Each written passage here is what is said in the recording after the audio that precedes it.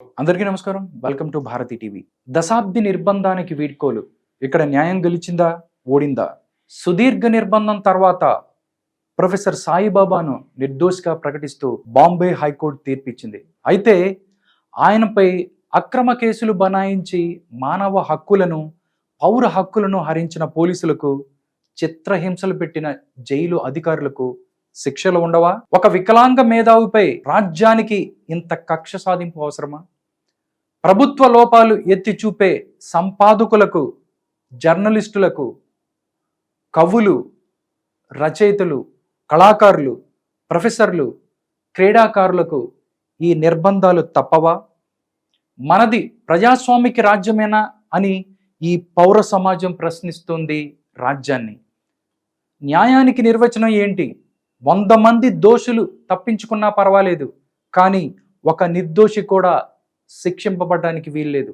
అయినా మన దేశంలో గత 10 ఏళ్లుగా ఈ అన్యాయం, అక్రమం, నిర్బంధాలు కొనసాగుతూనే ఉన్నాయి. మావోయిస్టులతో సంబంధాలు ఉన్నాయి అనే బోటకపు కేసులో ఢిల్లీ యూనివర్సిటీలో ఆంగ్ల శాఖలో ప్రొఫెసర్గా పనిచేసిన ప్రొఫెసర్ జిఎస్ సాయిబాబాతో పాటు మరో 5గురిని ప్రభుత్వం అరెస్టు చేసి ఎంతకాలం జైళ్లలో నిర్బంధించింది. ఇప్పుడు ఆ నిందితులను బాంబే హైకోర్టు నాగపూర్ బెంచ్ నిర్దోషులుగా ప్రకటించింది. 2017లో సాయిబాబాతో పాటు ఇతరులను దోషులుగా నిర్ధారిస్తూ సెషన్స్ కోర్టు ఇచ్చిన తీర్పుపై నాగపూర్ బెంచ్ న్యాయమూర్తులు జస్టిస్ వినయ్ జోషి, జస్టిస్ వాల్మీకి ధర్మాసనం మంగళవారం విచారించింది. నిందితులపై వచ్చిన ఆరోపణలను రుజువు చేయడంలో ప్రాసిక్యూషన్ విఫలమైంది. అందుకే వారిపై అభియోగాలను కొట్టివేస్తున్నట్లు న్యాయస్థానం పేర్కొంది.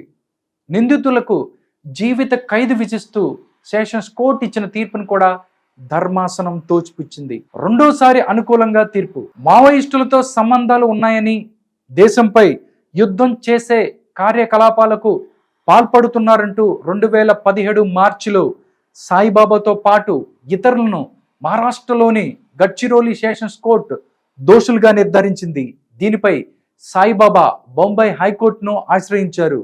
2022 అక్టోబర్ 14న జస్టిస్ రోహిత్ నేతృత్వంలోని ధర్మాసనం సాయిబాబాను నిర్దోషిగా ప్రకటిస్తూ ఉత్తర్వులు జారీ చేసింది. దీనిపై తిరిగి మహారాష్ట్ర ప్రభుత్వం సుప్రీంకోర్టును ఆశ్రయించింది. Justice MR Shah, justice Bela ఎం త్రివేదితో కూడిన సుప్రీంకోర్టు ధర్మాసనం తదుపరి రోజు శనివారం అయినప్పటికీ ప్రత్యేకంగా విచారించింది. హైకోర్టు ఉత్తర్వులను తాత్కాలికంగా నిలిపివేసింది. అనంతరం జస్టిస్ రవికుమార్, జస్టిస్ షా విచారణ జరిపి 2023 ఏప్రిల్ 19న బాంబే హైకోర్టు తీర్పును పక్కన పెట్టింది.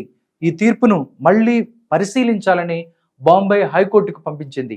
ఈ నేపథ్యంలో justice Joshi, justice Valmiki high court ధర్మాసనం విచారించి సాయిబాబా ఇతరులను నిర్దోషులుగా ప్రకటించింది.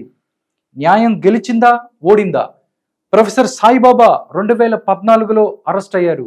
ప్రస్తుతం నాగ్పూర్ సెంట్రల్ జైల్లో ఉన్నారు. దాదాపు 10 ఏళ్లు జైల్లో అనేక దుర్భర బాధలు అనుభవించారు.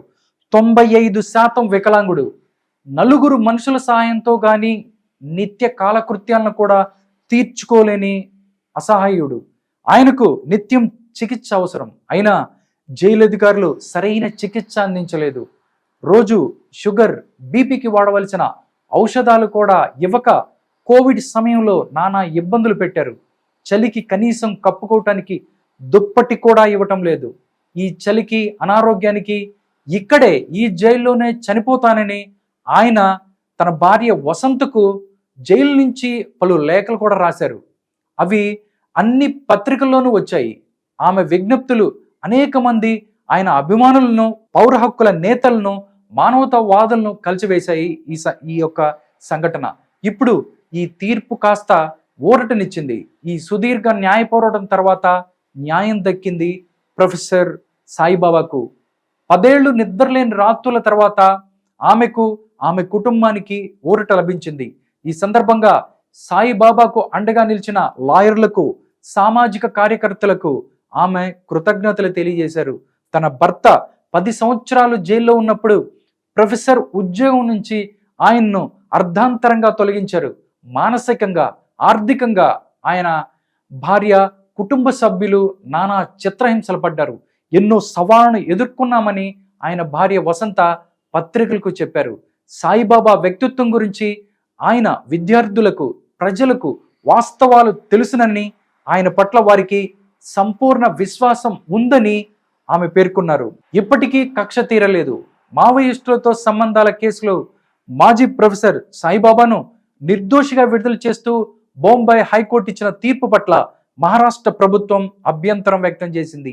ఈ తీర్పును సవాల్ చేస్తూ సుప్రీంకోర్టును ఆశ్రయించి మంగళవారం సుప్రీంకోర్టులో రిట్ పిటిషన్ వేసింది. బాంబే హైకోర్టు తీర్పును కొట్టివేయాలని మహారాష్ట్ర ప్రభుత్వం విన్నవించింది.